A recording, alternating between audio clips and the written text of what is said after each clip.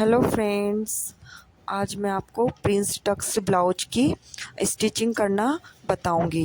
लेकिन उससे पहले मैं आपको ये बोलना चाहती हूँ कि है ना, मैंने पहले आपको 4 टक्स ब्लाउज की स्टिचिंग बताई, लेकिन आपने मुझे कमेंट्स करके ये बताया नहीं कि मेरी ब्लाउज की स्टिचिंग आपको समझ में आई कि नहीं। यदि आप कमेंट्स करते हैं तो मुझे उससे हौसला मिलेगा थोड़ा कि नहीं यार, मैं अच्छा बता रही हूँ। इसलिए आप मुझे भले ही चाहे जैसा भी हो कमेंट्स करके बताइए कि मैं अच्छा बता रही हूँ या नहीं।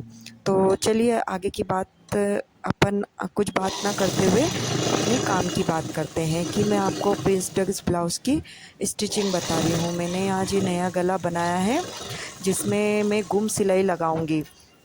गुम सिलाई इसमें कस्टमर के हिसाब से बताया जाता है कि किसी को यदि पट्टी लगानी रहती है तो कमर पे पट्टी लगाती हूँ, नहीं तो मैं गुम सिलाई लगाकर ही, क्योंकि ज़्यादा तरीका मैं इजी तरीका ही देखती हूँ और जो मैंने तरीका बताया वह बहुत इजी तरीका है।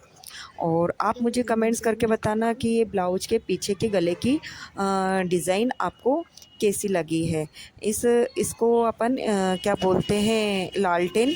जो गांव में लालटेन होता है ना, पुराने के समय में जो लालटेन, पहले लाइटें नहीं होती थी, वो मैंने डिज़ाइन इसमें डाली है क्योंकि मेरे कस्टमर ने कहा कि आप आपके हिसाब से कोई सी भी डिज़ाइन डाल सकते हैं। तो मैंने क्या करा कि मैंने पहले स्टिचिंग कर ली और कमर में भी स्टिचिंग कर दी। उसके बाद मैंने उसको सीधा कर लिया।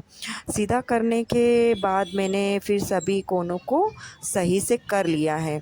और करने के बाद चाहो तो आप इस पर एक बार प्रेस फेर सकते हो जिससे कि यह कपड़ा सही से अस्तर पर जम जाए।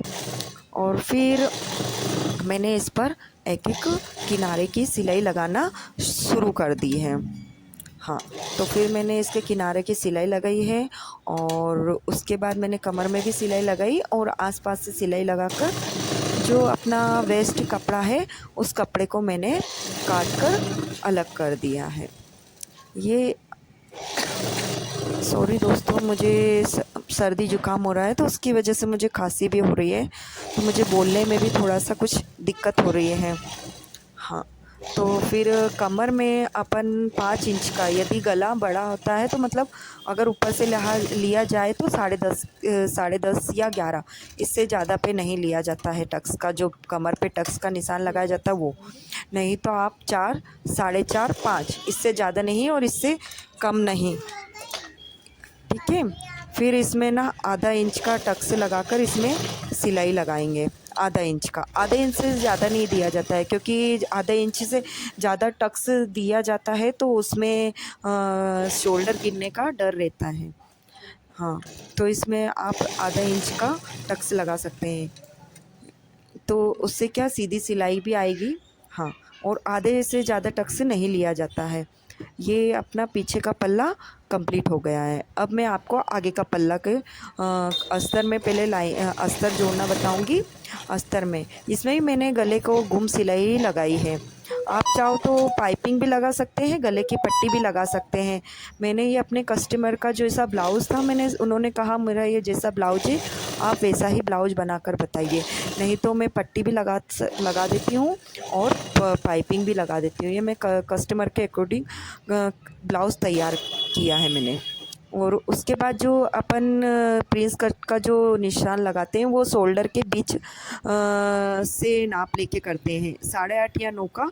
ये इनकी लंबाई ज़्यादा है तो मैंने 4.5 पे सॉरी 9.5 पे निशान लगाकर अपने जो बगल पर मिला दिया है। और फिर उस पे मैंने एक सिलाई कर दी है जिससे क्या, अपन जब इस दोनों कपड़ों को जोड़ेंगे तो ये कपड़ा अलग अलग नहीं होगा। फिर उसमें मैंने आधा इंच का टक्स लेकर सिलाई लगा दी है, आधा इंच का। हाँ, आधा इंच, जैसे कि अगर 28-30 का होता है तो आधा इंच का ले लो, और यदि 30 से ऊपर का होते जैसे 34-36 तो अपन 1.25 का टक्स ले सकते हैं। और अगर लगे जैसे उसकी टुक्की नहीं बनती है तो साइड से टक्स का निशान भी दे सकते हैं। हाँ, तो उसमें अपन साइड से जो अपना गले से कमर बेल्ट की जगह होते हैं उन दोनों के बीच में से भी टक्स दे सकते हैं, जिससे कि वो कटोरी अच्छी उठी हुई रहती है, तो उसमें क्या सीना मतलब चेस्ट दबा नहीं रहता है।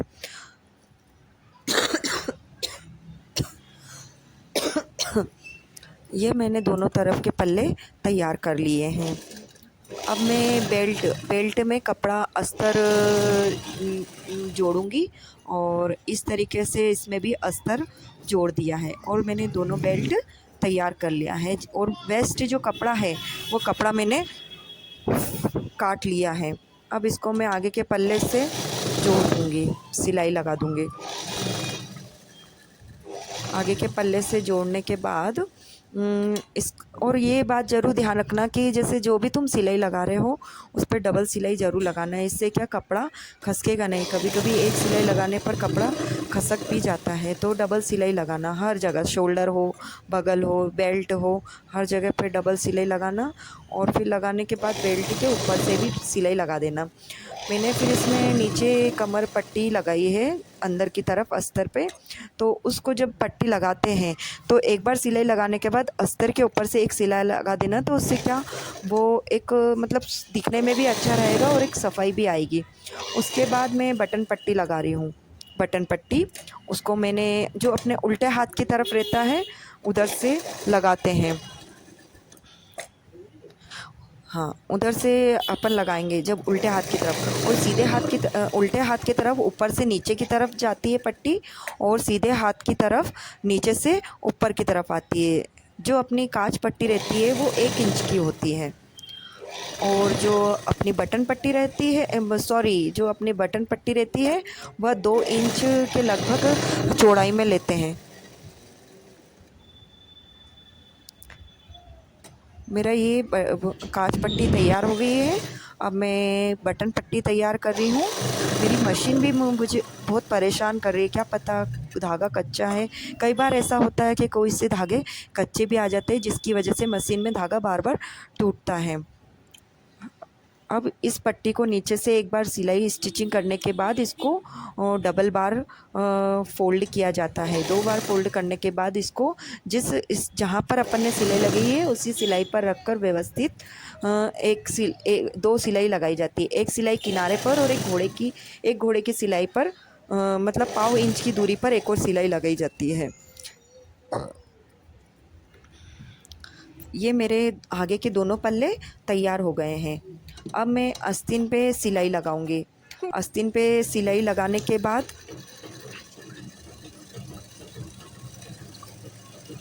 अब मैं आस्तीन में सिलाई लगाऊंगी।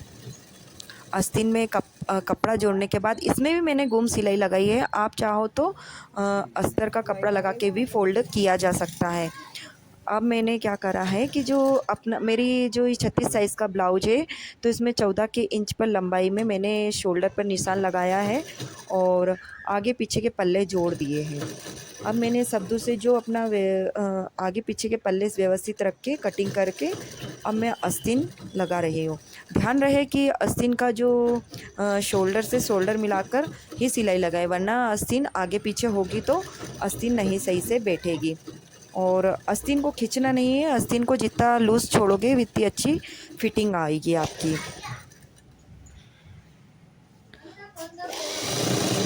आस्तीन पे फिटिंग लगाने के बाद अब मैं साइड की एक सिलाई लगाऊंगी। यह भी मेरी एक गुम सिलाई है, क्योंकि यदि आप ऐसी ही सिलाई लगाओगे तो अंदर से वह कपड़ा आपको चुभेगा। इसके कारण मैं ना एक सिलाई सीधे की तरफ से लगाने के बाद उसको काट कर पलट कर एक सिलाई फिर लगाती हूँ। और कमर का चौथा भाग, मेरी कमर 32 है तो मैंने चौथा भाग लिया है 8, और चेस्ट मेरा 9, मतलब मेरे 36 का चेस्ट है तो 9 पर, और कमर से और चेस्ट का निशान लगाकर दोनों को मिला दिया है। आस्तीन मेरी 5.5 है। आस्तीन की गोलाई हमेशा आस्तीन की गोलाई से नाप लेना है और कमर की गोलाई से, तो फिटिंग अच्छी आएगी। और इस पर मैंने सिलाई लगाकर फिटिंग लगा दिया है। मेरी परफेक्ट फिटिंग आई है और यह ब्लाउज मेरा तैयार हो गया है। आप मुझे कमेंट्स करके बताना कि मेरे ब्लाउज की फ़िटिंग आपको मतलब स्टिचिंग का तरीका कैसा